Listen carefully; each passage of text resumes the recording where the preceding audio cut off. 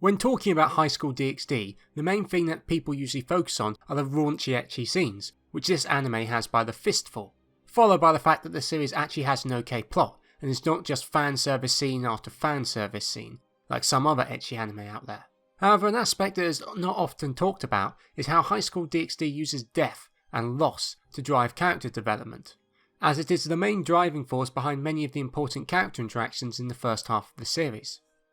As many of the characters in the anime have experienced some sort of traumatic loss that caused lasting changes to their characterization, as most of Rias' peerage had died or were about to die before they were reincarnated, so as you would expect, their deaths and the deaths of their relatives are still something that affected them throughout the series, with there being entire character arcs surrounding the overcoming of loss for some of these characters. And for me, there are 3 characters that experience this more than any other, that being Kiba, Akano, and finally the main character Issei Hyota. So to start with, let us begin with the character most driven by loss, Yuto Kiba.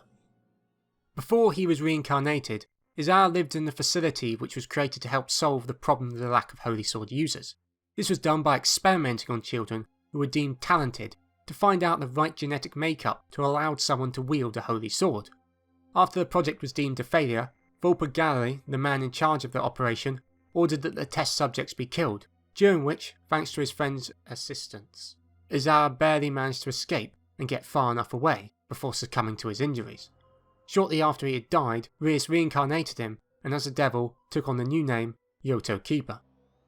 His death along with the death of his friends led him to develop a hatred for holy swords along with survivor's guilt as he questioned why he was allowed to live while his comrades were not. These feelings were later invigorated thanks to the arrival of the holy swords in season 2 of the anime, and it was starting to consume him, until, during the fight against Kokopil, he envisages the spirits of his comrades, telling him that he can live his own life, and not to feel guilty that he had survived. After this moment, and the death of Volpe, Kiba started to become happier and let go of his survivor's guilt, with him instead focusing on other things, such as making Rias the winner of the Young Devils tournament. However, his vendetta against the holy swords that cost his companions their lives still remained, and it was not until 16 volumes later, in volume 19, that he truly experiences closure, and the way he experiences it is by remembering what his companions wanted to do with their lives after the Holy Sword project was concluded. They didn't want to become warriors of the church, they just wanted to become ordinary people with ordinary dreams, like opening a florist, or becoming an F1 driver. This made him realise that they did not want him to waste his life with his vendetta against the Holy Swords that they died for, they just wanted him to become a normal person, and at the end of the novel, Kiba finally lets go of his vendetta. And to further narratively cement this transition, he is introduced to another child from the same facility as him, who had been frozen in time thanks to her sacred gear, and Kiba promises to take care of her, thus concluding his arc.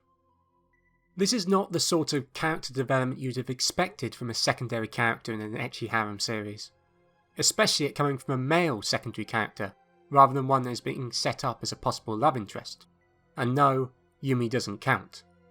His character arc was also done with very little help from Issei, with most of the character growth Kiba experiences being through his own volition, with help from a few important side characters. This is very different from how Akano's arc concludes, despite both prominently featuring the death of someone they were close to, and overcoming their own hatreds. In Akano's arc about her overcoming loss, the loss is focused around her parents and her lineage. To give a rundown of events before the series began, her mother Shuri was a shrine maiden from the Himeji clan, and her father is Bakil, a fallen angel leader. Her mum and dad met after Bakil literally fell from the sky in front of her, injured, and then they started an interesting relationship, with Bakil being a massive masochist, and her mother being a massive sadist. From this union, Akano was born. The Himeji clan viewed Akano as an abomination, and when Bakil was summoned away by Azazel, they attempted to kill her, but instead killed Shuri, who sacrificed herself to save her only child. Akano, being a young child at this point, blamed her father for her mother's death, as he should have been there to keep them safe. She also blamed herself being a fallen angel, as if she was a normal human, then her mother would not have had to die. Following her mother's death, she then ran away from her home, roaming the countryside banishing spirits, and trying to elude the rest of the Himeji clan, who were still trying to kill her, until one day, where after being caught by them, she was saved by Rias. Now if it is not obvious by now, Akano's arc in the series revolving around loss is her learning to accept who she is, and her making amends with her father. Issei is the catalyst for this change, as after she opens up to him about being a half-fallen angel, expecting him to be sickened by her, he instead tells her that he still likes her, and that her being a fallen angel changes nothing about who she is to him. This makes her more comfortable about being a fallen angel, helping to end her own self-hatred and tap into her own fallen angel powers. Furthermore, later on Issei, using his bilingual power, helps Akano discover her true feelings towards Bakil, causing her to stop blaming him for her mother's death, as she realises that he does indeed love her and her mother, and that her mother's death was not his fault. Her arc is one of her leaving her past traumas behind as a child to grow as an adult, that she can let go of blaming her father for her mother's death, and that she can be comfortable in her own skin, even if being comfortable with who she is means doing things for her dad that even the Queen of Degeneracy, Sydney, finds concerning. This does not matter, as Akano has finally made peace with her past, thanks to Issei. Now speaking of Issei, his first character arc is not caused by the death of another person, but rather his own death, and the loss he experiences from it. As because he was tricked and murdered by Rainier after his first ever romantic endeavour, he started to conceal his own true romantic feelings towards women,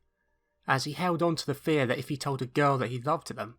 they would reject him in a manner which caused his death by Rainier, preventing him from moving forward with his relationship with Rias and the rest of the harem. This led to him only calling Rias President, rather than her actual name, as even though it was abundantly clear that she loved him, he was afraid that she would turn him down and hurt him. Now as we know, this was not the case, with Issei later being helped out of his rut by Akano, Azio and Konako, with them curing him by telling him that they do like him, and it's not just all a ploy by them to hurt him later down the line. And after this intervention, he's later able to confess his feelings to Rias.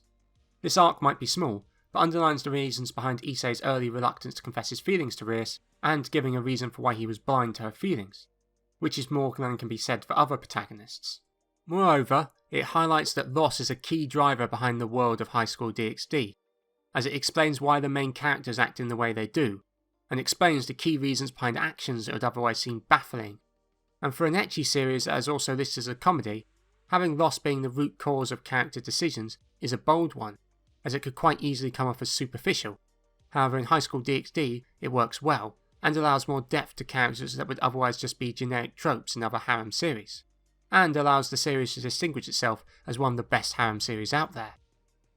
in both its plot and its plot.